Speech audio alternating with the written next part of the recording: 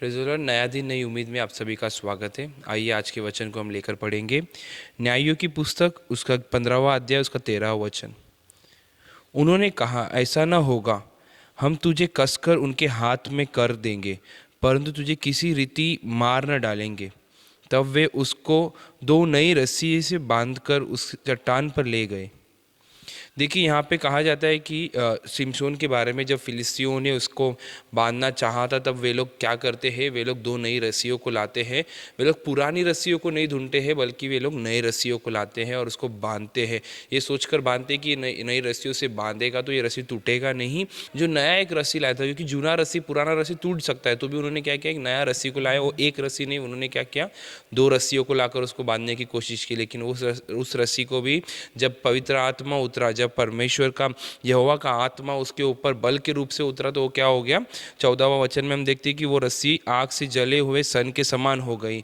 इसी प्रकार से क्या होता है, वो रस्सी टूट जाएगा। लेकिन परमेश्वर का वचन एक और चीज़ है, प्रभु यीशु मसीह भी हमसे क्या करता है, एक रस्सी से हमें बांधता है। आमीन। हमारे जीवन में प्रभु यीशु मसीह भी हमें एक प्रकार की रस्सी से बांधता है। वो रस्सी कुछ नहीं है, वो रस्सी कोई आग से नहीं जल सकता है, कोई मनुष्य से तोड़ नहीं सकता है, कोई कैंची से उसे काट नहीं सकते, कोई छुरी से तोड़ नहीं सकते हैं, किसी वस्तु से वो रस्सी टूटता नहीं है। वो रस्सी है प्रेम का डोरा, वो है प्रेम का डोरा। क्योंकि परमेश्वर का वचन कहता है कि मैं क्या है, तुम्हारे मनुष्य जानकर प्रेम की डोरी से खींचता हूँ। होशुआ की किताब उसका 11वां अध्याय उसका 14वां वचन में इस प्रकार कहता है कि मैंने मनुष्य को जानकर क्या किया, प्रेम की डोरी से खींचा है। क्योंकि परमेश्वर का जो प्रेम है, ये परमेश्वर का प्रेम जो है, ये अद्भुत प्रेम में एक विचार इस प्रकार से है कि उसके प्यार के रस्सी को कोई तोड़ नहीं सकता है। वो इतना प्रेम है कि हम लोग प्रेम करने से पहले, वचन कहता है कि तुम मुझसे प्रेम करने से पहले मैंने तुमसे प्रेम किया है।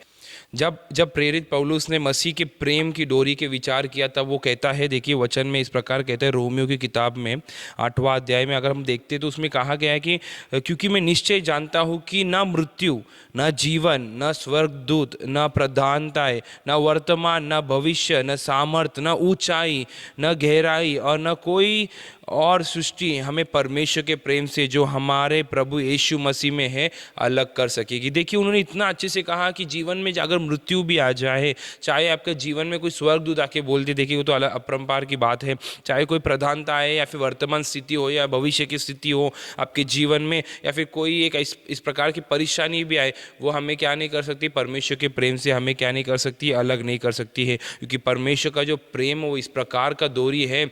जो सिमसोन को बांधा था, वो अभिषेक गिरते ही, परमेश्वर उतर आते ही वो जल गया। लेकिन परमेश्वर का प्रेम जो है कभी जलेगा नहीं, वो कभी टूटेगा नहीं। उस प्रेम का डोरी जब अगर आपको बांध लेगा तो कभी टूटेगा नहीं। प्रेम किससे करना है, प्रभु यीशु मसीह से पहले करना है, उसके बाद। क्योंकि वचन कहता है कि जो प्रेम है वो क्या नहीं करता है, संदेह नहीं करता है। प्रेम जो है वो ईर्ष्या नहीं करती है। प्रेम जो है किसी के बारे में बुराई नहीं बोलती, बुराई नहीं सोचती, बुरा कार्य नहीं करती है। तो हमें सबसे पहला परमेश्वर से प्रेम करना है। जब उसका प्रेम हमारे अंदर आएगा, वो प्रेम का जब डोरी हमारे जीवन में बंधा जाएगा तो कोई खोल नहीं पाएगा। तब जाके हम मनुष्य के रूप में अनेकों को एक प्रेम के उदाहरण, अनेकों के जीवन में प्रेम को बांट सकते हैं। ये प्रेम इस प्रकार का प्रेम है कि कोई इसे माप नहीं सकता है। क्योंकि वचन क्लियरली कहता है कि ना मृत्यु हो, ना वर्तमान स्थिति हो, ना भविष्य का स्थिति हो, या फिर जो कोई भी कार्य आपके जीवन में, वो प्रेम से क्या नहीं कर सकता, आपको अलग नहीं कर सकता है। आइए हम प्रार्थना करेंगे कि जिस प्रकार से सिमसोन के जीवन में जो रस्सियाँ बंधी गई थी, जो नए रस्सी लाए थे, इस प्रकार से आपके जीवन में जो भी नया रस्सियों का जो परेशानियाँ है, वो जो भी बांधे, वो परमेश्वर के अभिषेक, वो आत्मा उतरते, वो जल के जाने के बाद परमेश्वर आपको नए प्रेम को दे। वो परमेश्वर के प्रेम के रस्सी से बांधे ताकि कोई और रस्सी आपके जीवन में ना आए। आइए हम अपने आंखों को बंद करके प्रार्थना करेंगे। हालेलुया। स्तुति हो पिता परमेश्वर, इस सुंदर समय के लिए आपको धन्यवाद देते पिता प्रभु जी।